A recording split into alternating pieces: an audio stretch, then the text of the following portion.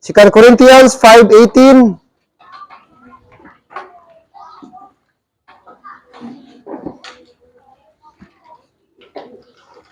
Second Corinthians chapter 5 verse 18.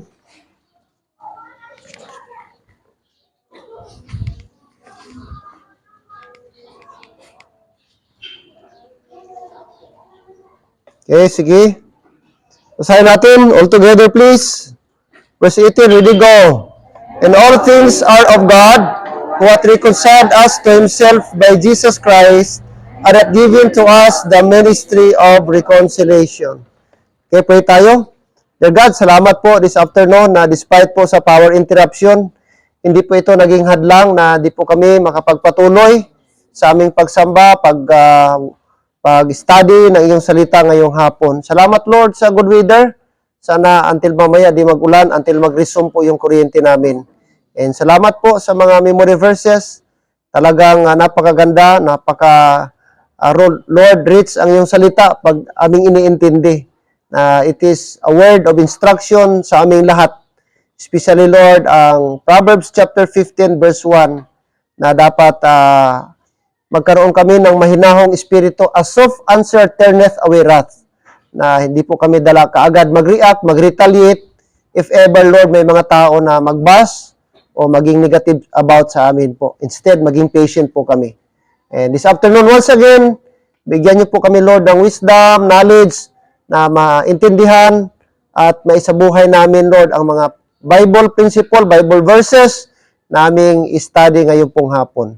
And sa aming pagpapatuloy, be with us, Lord. We ask the Holy Spirit once again to teach us and to guide us this afternoon. This we pray in Jesus' name. Amen. And amen. Thank you. And be seated. I decided mga kapatid, dito lang tayo sa labas. Okay lang? Kasi una, madilim. Doon sa sa loob. Pangalawa, mainit. Kanina medyo umambon. Pero at least nawala. So dito na lang po tayo. At least meron tayong option. Also, gusto ko magpasalamat. Salamat sa mga men nagbalik. Nagbigay ng time ngayong hapon. At salamat, meron kami na-accomplish. Okay, Brother Michael, di na kayo mahirapan, Brad. Kaya gitanggal na namin, Brad, ang ugat sa bayabas, Brad. Nagkanal na kami. So, bukas, ready na. Buhos na lang, masa, madali na lang. So, salamat sa ating mga men. Okay? Now, let's proceed sa ating topic, which is reconciliation. Okay? Naka-start tayo last Sunday. Ano po ang definition ng reconciliation? What is reconciliation? Reconciliation means to be brought from enmity to friendship. Ibig sabihin, dati magkaaway kayo, ngayon magkaibigan na. So, reconcile na. So, hindi mo pwedeng tawagin, nag-reconcile, tapos wala pa nagbalik ang kanyang friendship. Okay? So, reconciliation, dati kaaway, ngayon kaibigan na. Okay? Example niyan, dati kaaway natin ng Japan, ngayon kaibigan na. Dati kaaway ang Japan ng Amerika, ang Japan, binira ng Pearl Harbor sa Hawaii, balos ang Amerika, hulog ng bomba, patay 70,000, Hiroshima and Nagasaki. Pero ngayon, magkaalay na sila, kalyado na sila, kaibigan na sila ngayon. Marami ng Japanese, gaiste sa Amerika, may mga American din, gaiste na rin sa Japan ngayon, kasi magkaibigan na. So, yun ang ibig sabihin, reconciliation. Nag-reconcile na po sila. Nawala na yung galit. Okay? At nabalik na po yung kanilang relasyon. So, yun po ang reconciliation. Ano pa? To bring peace where there was once hatred and strife. So, nagkaroon na ng peace, Na dati, sila po ay magkalaban, Nandun yung hatred, nandun yung strife. Pero ngayon, peace na. Peace na. Di ba? Pagkalaban, Brad, peace na tayo. Mang, peace na tayo. Gano'n, Dati nag-away si Mr. and Mrs. Peace na daw sila. Na-reconcile na. Okay? So, yun po. Okay? Reconciliation. Ano pa? Okay?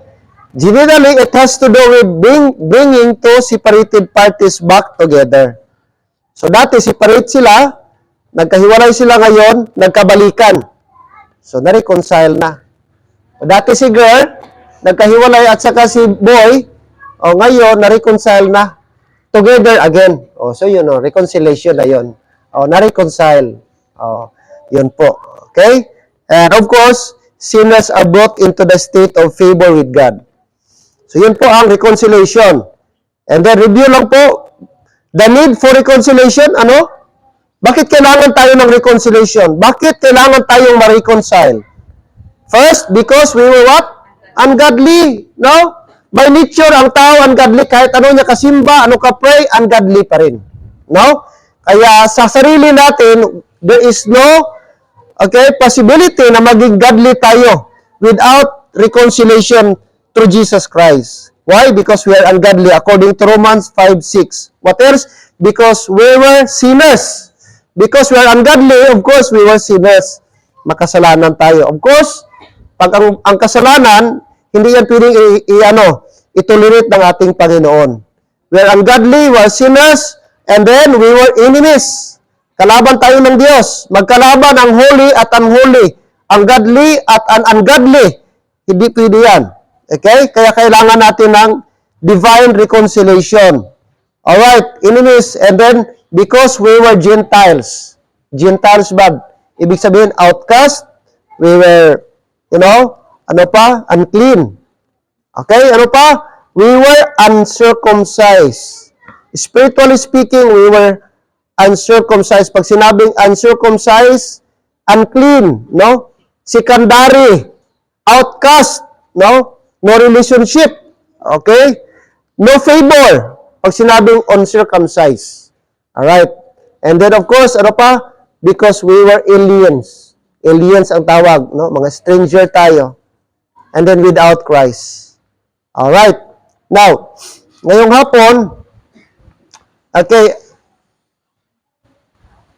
how reconciliation was obtained? Paano natin ma-obtain ang reconciliation? Last Sunday, may 4 na reconciliation. Reconciliation, ano yun? Reconciliation Israel and God. Kasi nawalay po ang Israel. Nag-turn away po sila sa Panginoong Diyos. Tumalikod sila. So, there should be a national reconciliation as a nation of Israel. Okay? Kailangan sila bumalik sa Panginoon. Ma-reconcile. And actually, ito pa future pa kasi di pa nila ang Misaya ba si Jesus Christ, di pa nila tinanggap, di pa sila naniniwala na si Kristo ay Panginoon at Savior. They're still looking for another Messiah. So, itong reconciliation, future pa ito. At ito ang fulfillment during the millennium. Na lahat ng mga Jewish people, they will consider Jesus Christ the King of Kings and Lord of Lords. That's the time na musubmit na sila ang lordship ng Panginoon sa buhay nila. Kasi ang mga Hudyo ngayon, di naniniwala, punta ka ng Israel, kahit magsorbi ka, sa 1,000 ba, siguro 10 lang naniniwala na si Jesus Christ is Messiah. The rest, hindi. No? They don't believe. So, ganun sila katigas, ganun ang puso nila, itong mga Israelite people. But someday, they will be reconciled during the millennium of the Lord Jesus Christ. And then, reconciliation of among brethren. Sabi ng Bible, hindi ka pwedeng mag-offer ng gift kapag hindi ka pa na-reconcile sa kapwa mo, sa kapatid mo. Sabi niya, iwan mo muna yung gift mo sa altar, tapos makipag-ayos ka sa kapatid mo na may kagalit ka, and then pagkatapos, balikan mo yung gift mo, at that's the time, tatanggapin ni Lord ang iyong offering or gift mo. So, there should be a reconciliation among brethren. And the reconciliation in marriage, and the reconciliation of Jews and Gentiles. Okay? Di tayo magtagal, baka mag-ulan. Okay, how reconciliation was obtained? Paano natin ma-obtain? Galatians 3:20. Okay, let's go to Galatians chapter 3. Galatians 3:20. Chapter 3. Look at verse 20.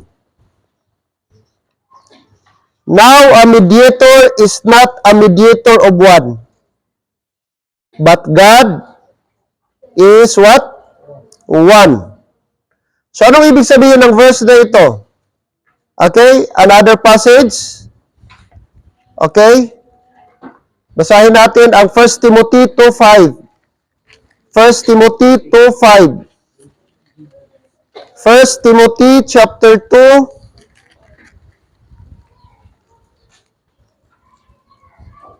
to 5.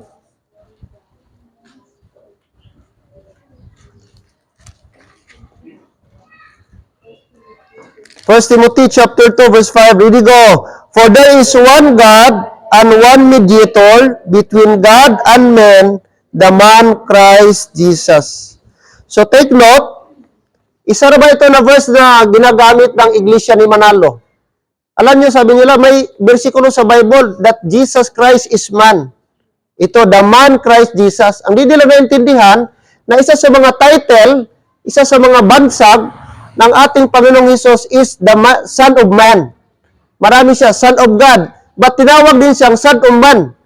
Okay, but it doesn't man, ang bansag niya, title niya, Son of Man, ay tao na po siya. Titulo lang po niya. O, katulad sa akin, marami ako, tatay ako at the same time pastor. Parang ganun ba? Si Jesus Christ, marami siyang title. Pero it doesn't mean, tao po siya. So, Son of Man. At sabi dito, sino po si Jesus Christ? Mediator. Verse number 5. For there is one God and one mediator between God and men, the man Christ Jesus. So, paano natin, balik tayo sa tanong, paano natin ma-obtain ang reconciliation? Reason number 1, they had to be a mediator to represent both parties. Kailangan natin ng mediator. Walang reconciliation daw na mangyayari without mediator. Hello, amen? So, para ma-reconcile ang dalawang parties na nag-aaway, kailangan ng somebody na taga-pamagitan. Kapitbahay, magkapitbahay, nag-away. Nagpunta sa barangay. Sino ang mediator? Lupon. Ano ang purpose ng lupon? Ano ang function ng lupon? Na kung pwede, ma-reconcile. Hindi na mag-abot na magkasuhanay. Hindi na darating yung time na sa korte pa. Bakit may lupon ng barangay? Sila yung mediator, sila yung tagapamagitan na ma-reconcile, ma-resolve ang problema. So sila ang mediator. Sila ang third party. Okay? So si Jesus Christ, between God and man, kalaban tayo ng Diyos because God is holy, man is holy, unholy. Amen? God is righteous, man is unrighteous. So we cannot go to heaven without mediator. That's the purpose there is Savior. That's the purpose there is Jesus Christ. Because without mediator, we cannot go to heaven. We cannot go directly to the Father. There should be somebody na mag-mediate to both parties. And that is the Lord Jesus Christ. Amen? So who is our mediator? Not Mary. Ang mga Katoliko na ba, mediatrix. Kaya, okay, go to Jesus through Mary. So, mali. Oh, go to Jesus through Mary. So kay Mary ka pa. Parang mas may powerful pa si Mary kay Jesus. Oh, parang ganun. Pero sa atin ba, maliwanag ang Bible. Amen? Christ said, I am the way. I am the truth. I am the life. Jesus Christ He is I am. And He is alone. The only way, the only truth, and the only life. He said, He did not say, I am one of the way. Eh, pag sinabi niya, I am one of the way, meaning there is many ways. But He said, exclusively, I am the way, the only way. So, mediator. Okay? Sabi ng verse 5, sabi niya, for there is one God. For there is one God. Nakita niyo? Isa lang Diyos, nag-iisang Diyos. Between, for there is one God and one mediator. Between God and men, the man Christ Jesus. So, isa lang ang mediator, hindi marami. So, mga kapatid, praise the Lord. Na-reconcile tayo sa Panginoon, sa Diyos, sa ating Ama, because of the work of the Lord Jesus Christ. That is not because of our work. Kasi kung maka-reconcile pala tayo by our own work, there's no need of mediator. Kung pwede pala natin ma-obtain ang reconciliation by our own effort, useless na namatay si Kristo. Na bakit kailangan pa siyang mag-mediate? Na pwede pala natin i-reconcile ating sarili sa Ama without the intervention of other person. But that is not true. Okay? We need the intervention. We need mediator. We need somebody who is righteous than us, holier than us, and that is the Lord Jesus Christ. At siya ang way. Siya ang nag-mediate sa atin, naglapit, nag-answer. Kaya praise God for that, no? So kailangan walang reconciliation kung walang mediator. Kaya gani sa, 'di ba, mga pistok, merong peace panel, merong taga other country, merong taga iba na mag-mediate sa government at saka sa MI. Third party ang tawag doon para magkaroon ng pistok. Okay? Alright? So, paano natin according dito, there had to be a mediator to represent both parties, and that is the Lord Jesus Christ. Pangalawa, there had to be propitiation. There had to be, not only there had to be mediator, but the second thing, para ma-obtain ang reconciliation, there had to be propitiation. Anong spelling sa propitiation? P-R-O-P-I-T-I-A-T-I-O-N. Propitiation. Okay? To represent or, okay, it took the obedient life. Okay? There had to be propitiation. Anong propitiation? Yung pong justice na satisfied ang judge. Yung justice na deserve mo na satisfied yung tao. Ang tawag doon, propitiation. Ibig sabihin, ako guilty ko, Brad. Tapos, giservisyohan ko akin ng sentence. 20 years ang aking sentensya. Natapos ko yung sentensya ko. So, ibig sabihin, na-satisfy yung judge. Kaya, i-release kita kasi satisfied na ako sa serbisyo mo. Nag-serve ka na. So, yun ang ibig sabihin ng propitiation. Giservisyohan mo ang iyong punishment. Okay? So, ang propitiation, sino ang nag-serve sa ating punishment? Somebody. And that is the Lord Jesus Christ. No? Sacrificial. Ang tawag doon, okay? It took the obedient life. Sacrificial death. The shed blood and bodily resurrection of Jesus Christ. Look, Romans chapter 3 verse 25. Anong sabi ni Apostle Paul? Let's go to Romans chapter 3. Romans chapter 3. Chapter 3.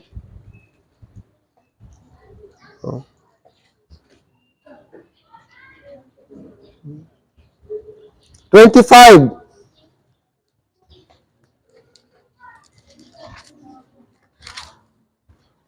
Okay, 25. Whom God hath set forth to be a propitiation through faith in His blood, to declare His righteousness for the remission of sins that are past through the forbearance of God. So, take note the word. First, propitiation. Alright, what is propitiation? It is the act of God. It is the act of Christ. Okay? By His blood. For somebody na ma-declare na righteous sa kanyang kasalanan. So may somebody nagbigay, nag-alay, nagsakripisyo ng buhay para mapawalang sala ang isang taong guilty. That is propitiation. May somebody na nagbayad sa sentence mo na dapat ikaw ang mag-serve. Pero may tao na nagtumos, siya ang nag-serve para sa'yo. So ngayon, satisfied na fulfill na yung punishment mo na para sa'yo, intended para sa'yo, pero may somebody na nag-substitute para sa'yo. Deserve niya ang hindi ang para sa'yo dapat na sentence. That is the word propitiation or propitiation. Okay? So, i-declare tayong righteous because of the act of God. Sa kanyang shed blood, verse 25, to declare His righteousness for the remission of sins that are past through the forbearance of God. Kaya napaka-importante po, napakalaki po ang papel sa kamatayan ni Jesus Christ sa ating salvation. Hindi pwede makumpleto ang ating salvation without propitiation. Hindi makumpleto ating salvation without sanctification. Higit lalo, hindi makumpleto ating salvation without regeneration. So maraming mga factor. Okay? Alright. What else? Ating makita. Okay. Chapter 5 verse 10. Romans chapter 5 verse 10.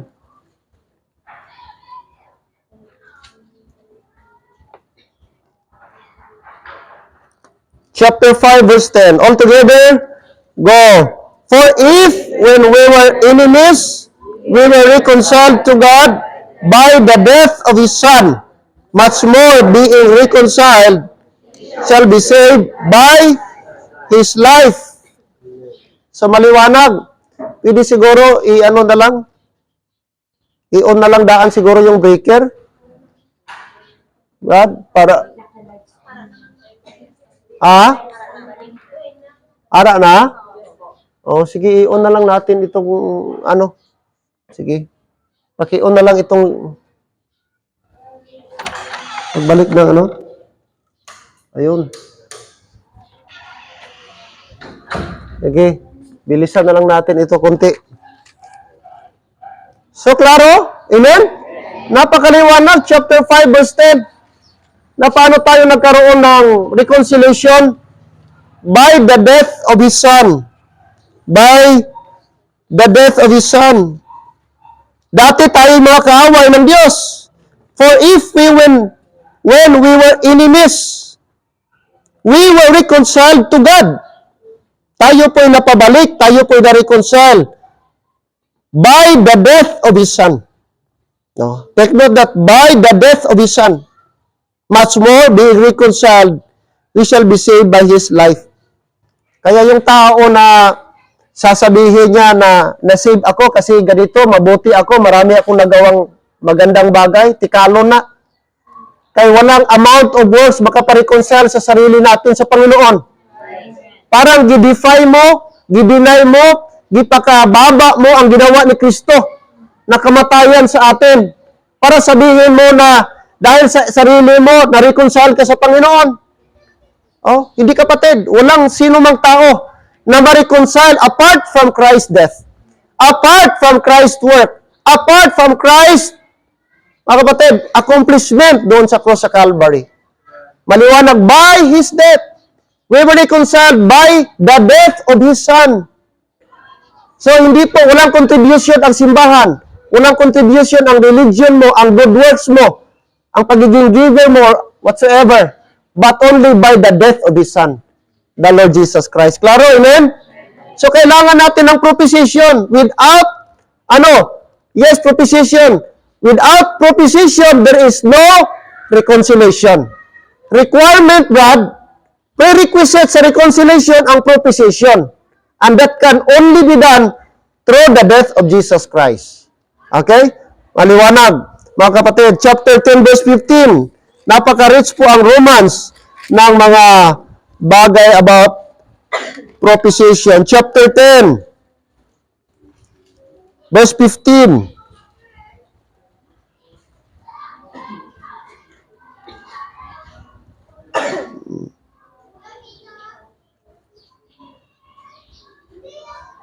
Sabi dito, how shall they preach except they be sent?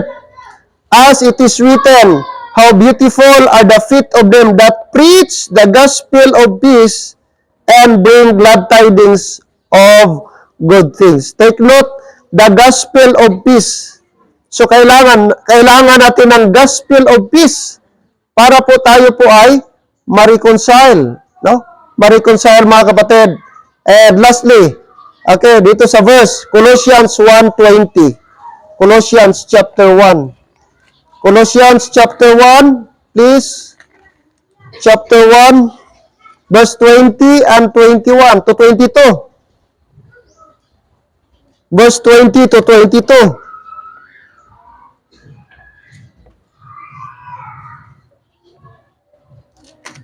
Verse 20.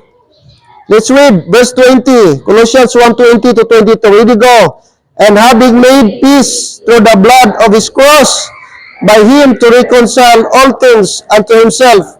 By Him I see whether there be things in earth or things in heaven, and you that were sometime alienated and enemies in your mind by wicked works, yet now hath He reconciled in the body of His flesh through death, holy, unblameable, and unreprovable in His sight. Ano tayo nung una? According to verse 21, we are alienated. We were enemies. We are by our wicked works. But praise the Lord, we were reconciled. And look at verse 20, and having made peace, through the blood of His cross. Okay? So, kailangan, kapatid, may mamatay. Kailangan may nag-sacrifice para ma-reconcile tayo. Amen? Praise the Lord. Alright. Pangatlo, there had to be a mediator para may reconciliation. Number 1. Paano natin ma-obtain? There had to be a mediator. Number 2, there had to be propitiation. And third, there had to be an advocate. Ano ang advocate?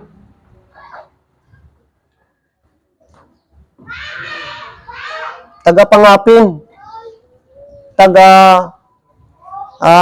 Parang lawyer mo ba? Siya ang mag-side sa'yo, siya ang mag-defend para sa'yo. Iyong kasalanan mo, dipinsahan niya. Ang tawag doon, advocate. So, sa reconciliation, kailangan din natin not only propitiation, not only mediator, but also advocate. No? Advocate. 1 John 2:1. 1 John 2:1. 1 John chapter 2, verse number 1. 1 John chapter 2, verse number 1. Alright. Chapter 2, verse 1. Okay, verse number 1. Ready, go. Well, these things write I unto you, that ye sin not. And if any man sin, we have an advocate with the Father. Okay, sulat di dyan, ang kanya pong appeal na sana wag silang magkasala.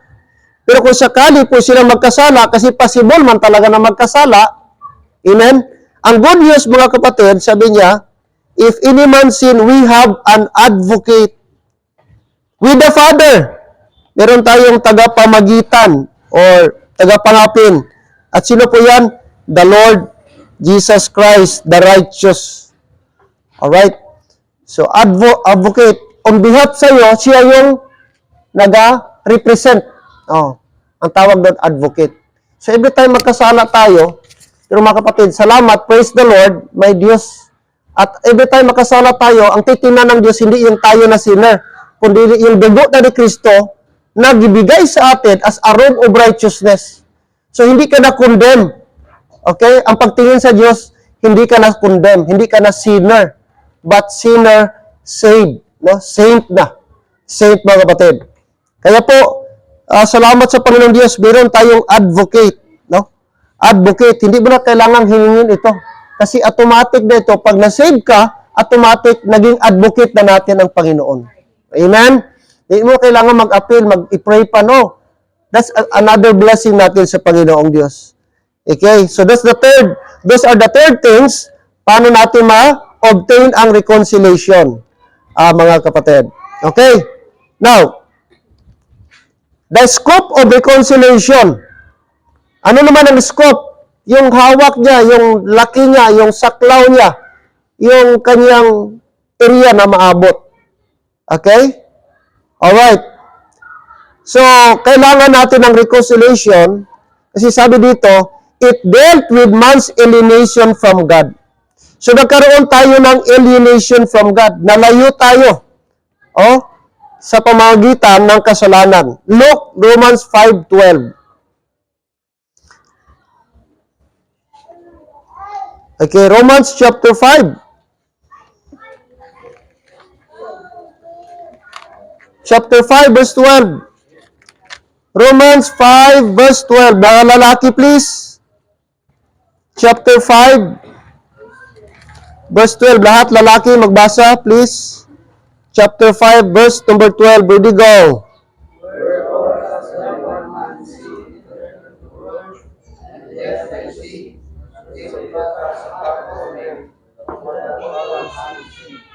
Alright. Sabi ng verse, by one man, sin entered into the world. Sino po yung man na yan? Si Adam. So si Adam, Dad, ang unang tao nag-introduce ng kasalanan sa buong sanlibutan. And because of that, ang tao na-eliminate. Ano na-eliminate? Nalayo, na-separate, nawalay, nagdistansya. Dahil sa ginawa ni Adam. Lahat na tao, isang nagkasala, pero lahat na damay. Because of Adam's sin, the whole world, the whole humanity was alienated. Okay? Alienated from God. Okay? And in Adam, apart from God, mga kapatid, wala po tayong, apart from God, ay alienated tayo. So therefore, kailangan natin ng reconciliation para mabalik tayo. Nung una, si Adam and Eve, intact siyang relationship nila sa Panginoong Diyos. Malapit sila, close sila, naga-commune sila, naga-communicate sila, naga-fellowship sila, day after day. Pero nung dumating yung kasalanan, sa life ni Adam and Eve, nawala yung kanilang fellowship at ang tao naging aliena, naging stranger. Nawalay, nalayo siya sa Diyos, na-disconnect ang tao sa Panginoon because of sin. And because of that, lahat na tao na galing kay Adam ay disconnected. Walang connection sa Diyos, spiritually speaking. Sabi nga ng Bible, we are dead in trespasses and sins. Amen? Kaya wala talaga. Kaya kailangan natin ng reconciliation. Kailangan natin ng somebody kasi by nature, disconnected ang tao. Pag namatay, automatic imperno, wala nang dami pang evaluate. Wala. Declared ka na unrighteous kay wala kang connection, wala kang relationship, alienated ka.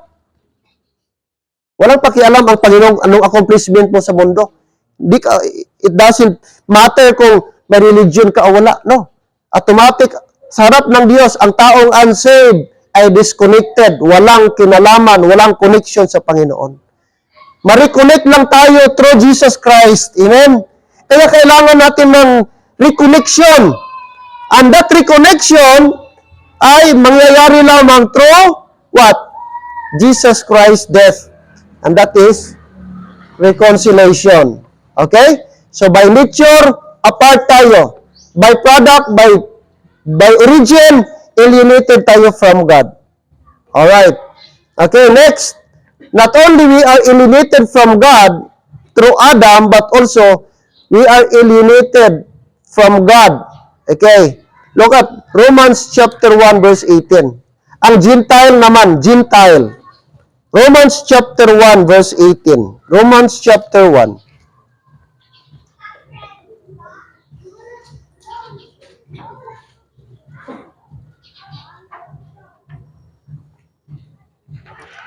Romans 1:18.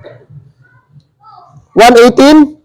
For the wrath of God is revealed from heaven against all, take note this one, ungodliness and unrighteousness of men who hold the truth in unrighteousness. So sabi dito sa ating binasa, na galit ang Diyos, napupuot ang Diyos, at pinakita ng Diyos ang kanyang galit, ang kanyang puot, okay, sa mga tao, mga kapatid, na mga ungodly, against ungodliness, and also unrighteousness, mga hindi matuwid na mga tao. At of course, yung mga tao na wala sa kanila yung truth, i-reject nila yung truth, who hold the truth in unrighteousness. Chapter 11, verse 15. Romans chapter 11, verse 15. Verse 15.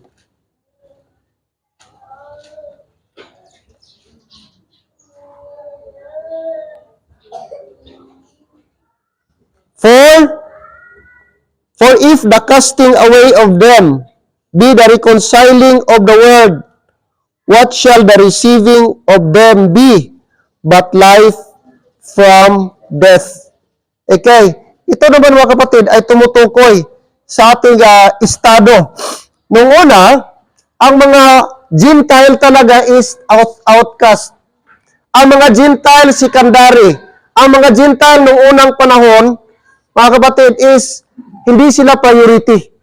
Aminin natin sa Bible na ang Jew talaga, kaya sabi ng Romans 1, chapter 1, verse number 16.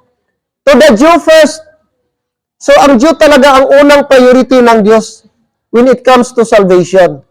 But since gireject ng mga Hudyo, even si Jesus Christ, pinapatay nga nila kay ayaw nilang maniwala na si Kristo ang Misaya, dumating sa atin yung, tawag dito, salvation. Hindi sa atin ang priority. Within fact, mga kapatid, ang tawag dito, ang mga Gentile, secondary lang. Baga, second class. Pero salamat dito, according sa ating kamatayon and sa dispensation of grace, wala na. Hindi na secondary ang Hudyo. Amen? Hindi na tayo alienated from God. Noong una, very proud sila, kay Hudyo sila. Kami, Hudyo kami. Palangga kami ng Panginoon Diyos, Jewish nation kami. Kaya ang mga Hudyo, parang arrogant, meron silang superior spirit, superior attitude. Kayo, ano lang kayo, mga Samaritan kayo, kayo, ganito, ganon. Even si Peter, kahit ligtas na, meron pa siyang attitude na ayaw niyang magkain doon sa mga tao na mga Gentile. Kasi ayoko yan. Di siya makipagsabay, kaya girebuke siya ni Paul. Meron silang argument dyan sa Book of Galatians, kasi nadala pa rin niya yung tradition sa pagiging Hudyo. Which is, sabi ni Paul na hindi na dapat yun. Hindi mo pilitin na ipapractice yung practice ng Hudyos ang Gentile. Pilitin mo ang Gentile na magsunod sa custom ng mga Hudyo.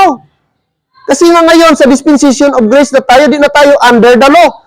Pero nandun yung attitude ni Peter na hindi yan sila mga unsanitized ng mga tao. Kumakain, walang hugas ng kamay. Ganun siya very particular si Peter.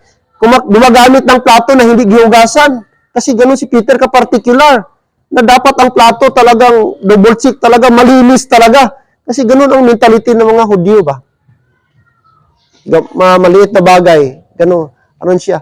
Pero sabi ni Paul, no, hindi na natin i-impose dapat ang para lang sa mga Hudyo. Kasi ngayon, there is no difference na.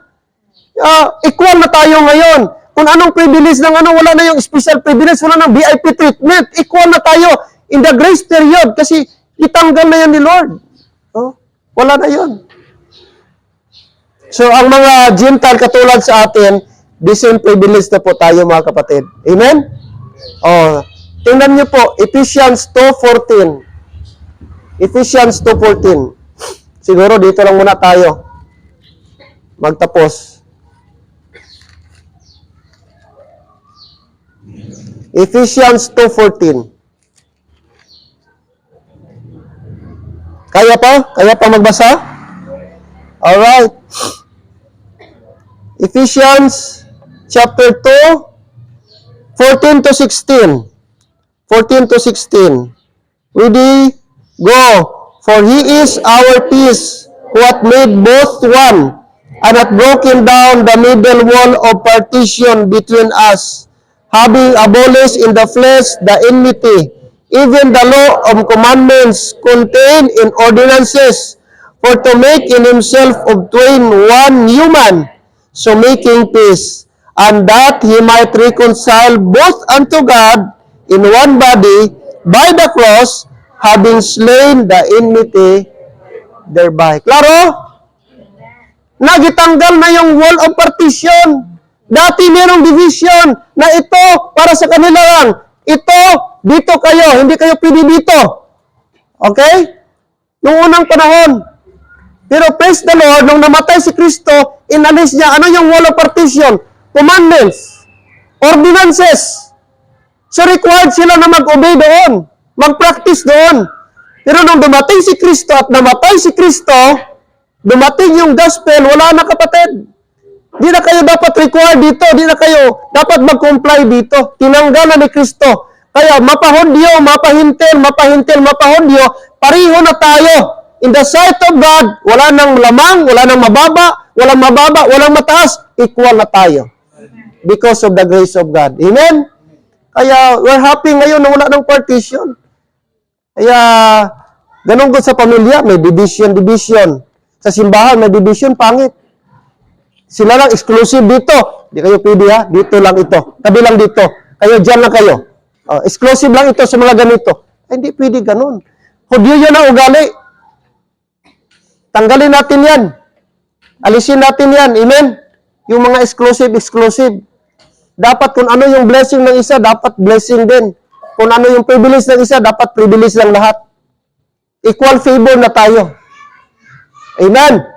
Hindi na tayo mga alien, hindi na tayo Sabi ni Apostle Paul, gialis na, tinanggal na, giabolish na, and he might reconciled both unto God and one body by the cross. Naging one body na tayo, naging isang katawan na. Okay? Wala nang distinction. Wala na. One body, okay, on the cross, having slain the enmity thereby. So wala na, hindi na In fact, sabi na, making peace, mga kapatid. Kaya, verse number 15, having abolished in His flesh the enmity, even the law and commandments contain. Pero may mga tao din na hyper ang tawag. Pastor, di ba ang pagpatay, Old Testament pa yan? Ito, dispensation of, sabi na, di ba pastor, yung command na, yung mga homosexuals, di ba, pinagbawal yan sa Bible, may nag-argue doon. Hindi naman tayo under the law, bakit pa natin i-discriminate yung mga LGBT daw? Kasi Old Testament, under the grace na tayo ngayon. Actually, di ba natin gina-discriminate talaga? Pero doon sino mga kapatid, sa New Testament, mayroong yapong si Paul, may verse yapon na bawal mag-practice, i-practice ang homosexuality. 1 Corinthians chapter 9, verse 6, na hindi maka-inherit ang mga unrighteous, fornicators, murderers, lasciviousness, effeminate. Ano yung effeminate? Yun yung gumagawa, mga Alright? So, yan po, mga kapatid. So, praise the Lord, nawala na po yung wall of partition. Okay. And then lastly, salamat mga kapatid. Ano na tayo ngayon? Okay. Ano na tayo ngayon? Ano na ang believer? Okay. Now, ano na tayo? DR. Sige. Okay, 3 more things bago magtapos na tayo. So, ano na tayo? Ang status natin ngayon? 3 things. We are reconciled by God. We are reconciled by God. Si Lord, ang ating Panginoon Diyos, siya din ang nag-reconcile sa atin. We are reconciled by God. Okay? 2 Corinthians chapter 5. 2 Corinthians chapter 5. 2 Corinthians chapter 5.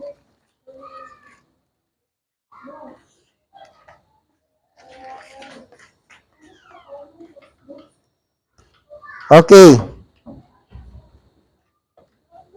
2 Corinthians chapter 5, please. Okay? Look at verse 18 and 19. Chapter 5, 18 and 19. And all things are of God, who hath reconciled us to Himself by Jesus Christ, and hath given to us, what? The ministry of reconciliation. Now take note this word, this phrase, and all things are of God, who hath reconciled us to Himself. So God the Father is talking to His Son. Okay? Na tayo na po ay na-reconcile sa Kanya sa pamamagitan ng ating Panginoong, what? Hesus Kristo. So we are reconciled by God. Si God mismo ang nag-reconcile sa atin papunta sa Kanya sa pamamagitan po ng Kanyang anak. Okay?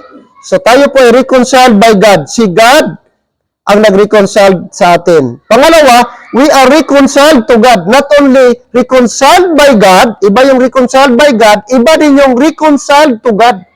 So, ito transition to, magsabi kang to from one place to another. Dito ka, pumunta ka doon. Kanina, gi-reconcile ka ng Diyos. By yun, by ang ginamit. Ito naman, reconciled to God. So gi-reconcile. Not only we are reconciled by God, but also we are reconciled to God. To God. Papunta na tayo doon sa Kanya. Dati, anak ka ng Diablo, John 8:44. Pero ngayon, na-reconcile ka na, papunta ka na kay Lord. Okay? So, tingnan niyo po. Okay? 2 Corinthians 5:20. Look at verse 20, sabi niya, Oh, now then, we are ambassadors for Christ, as though God did beseech you. By us, we pray you, in Christ's stead, be ye reconciled to God. So, take note the word God, to. Kanina, by. Hello, dyan pa tayo? So, dapat ang mga phrases, ba, di lang nabasa tayo. Intindihin natin ang phrase para maano natin.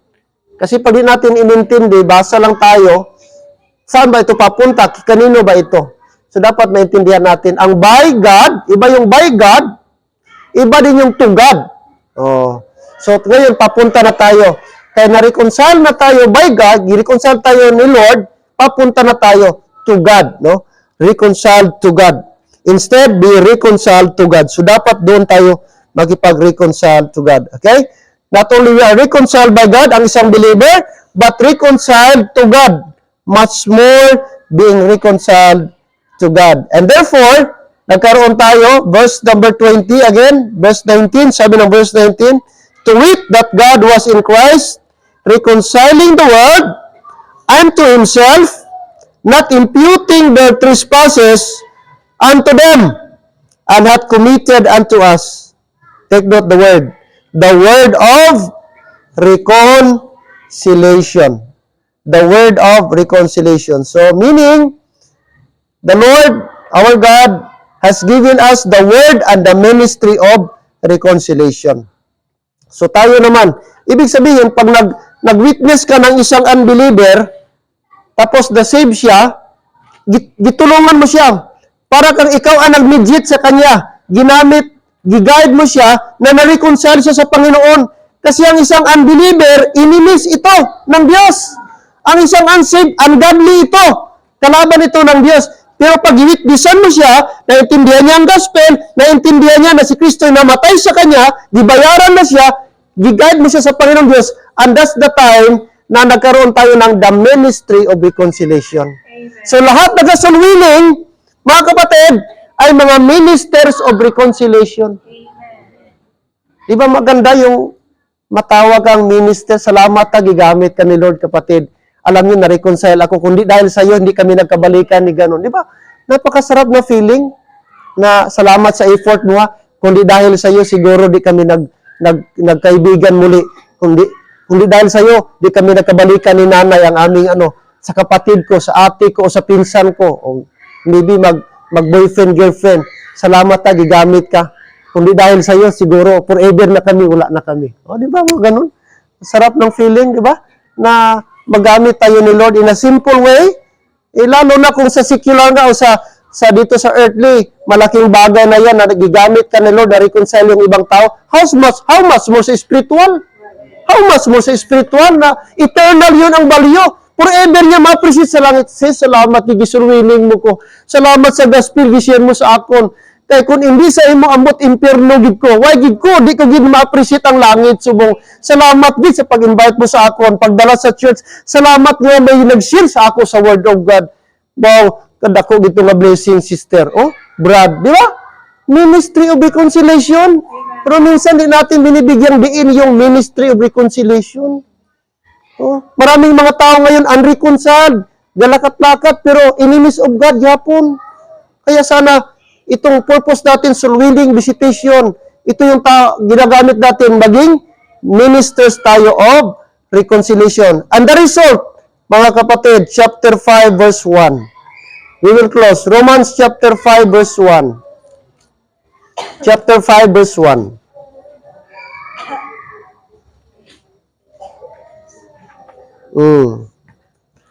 Romans chapter 5, verse 1. Therefore, sabi ni Paul, therefore, being justified by faith, we have peace with God through our Lord Jesus Christ. In other words, dahil na-reconcile ka na, di ka na enemy, di ka na di-consider kalaban ng Diyos, kundi child of God ka na, at sabi ng Bible, therefore, we have peace with God.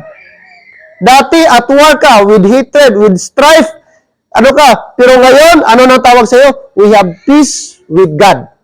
Through Jesus Christ. Amen.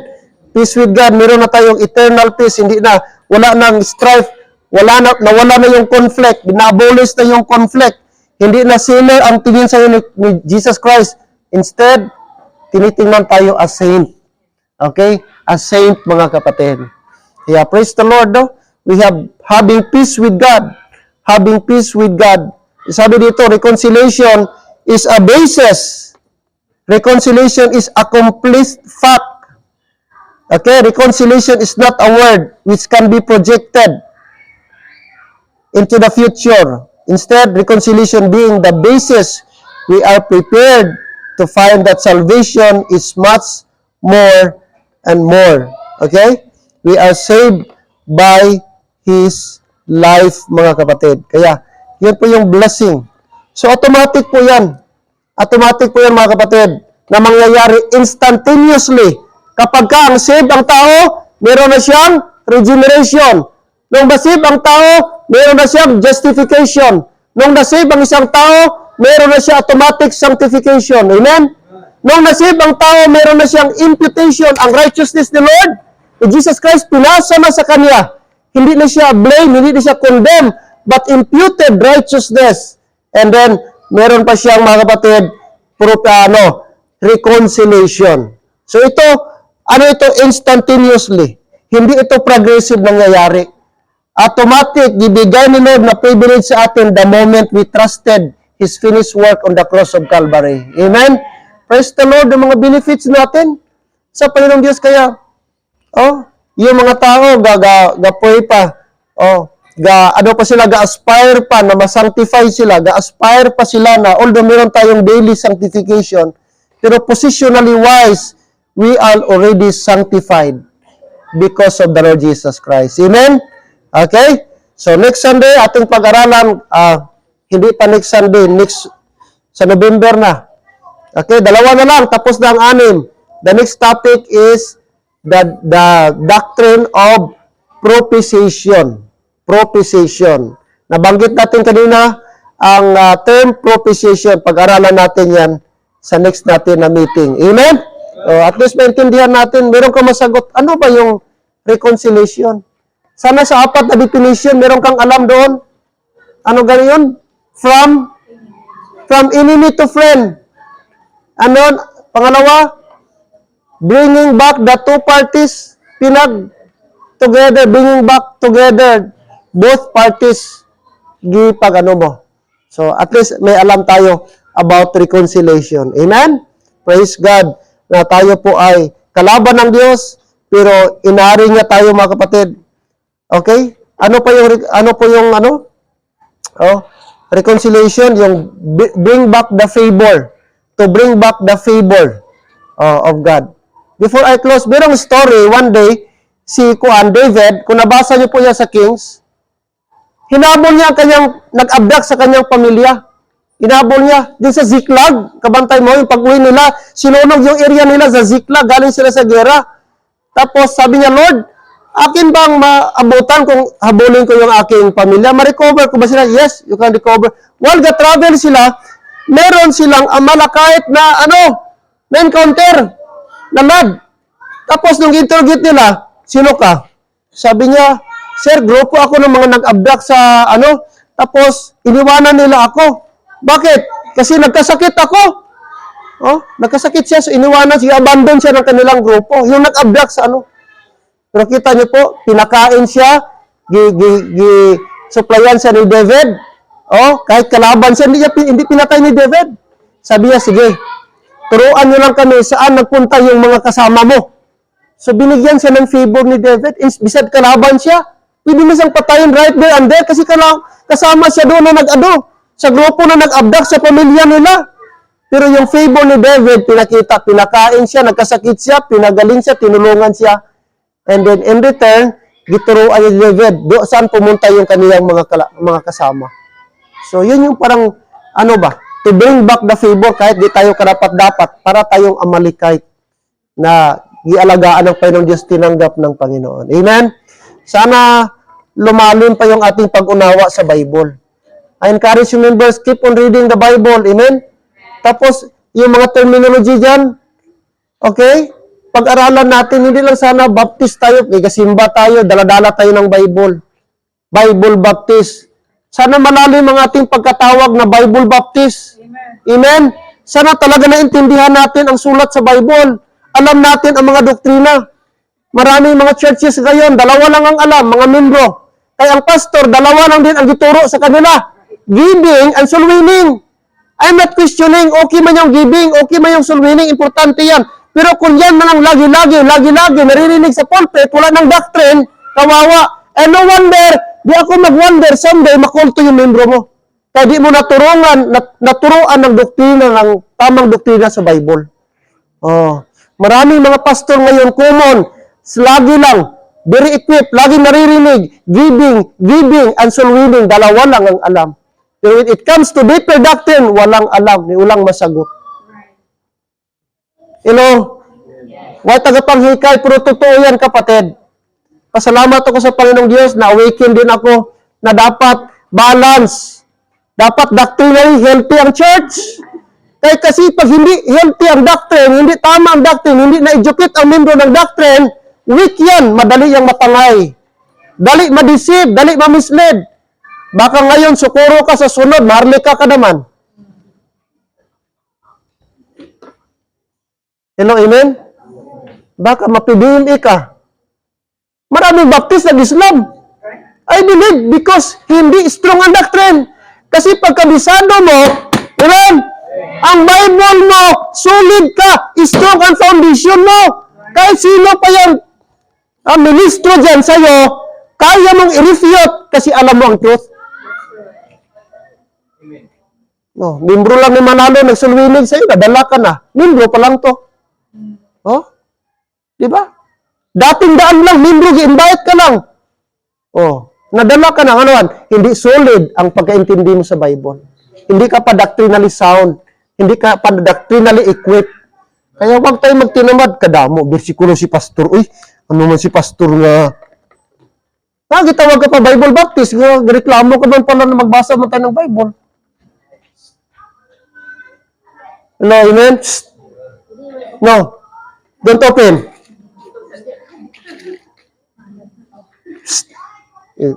Mami, give me the belt. Ibalik yan, ibalik. Nasanay na ano. Hello, amen, church? Sana po maging matyaga tayo. Dapat ma-appreciate natin every time may teaching. No? Huwag tayo mag-skip. Instead, ma-appreciate natin ang turo, mga kapatid. Tayo lahat, please. Let's pray. Let's pray, Panginoong Diyos. Lord, salamat. Ngayong hapon, despite sa aming kondisyon, Lord, nandito pa rin kami. I hope and pray na enjoy namin ang iyong salita. Salamat sa mga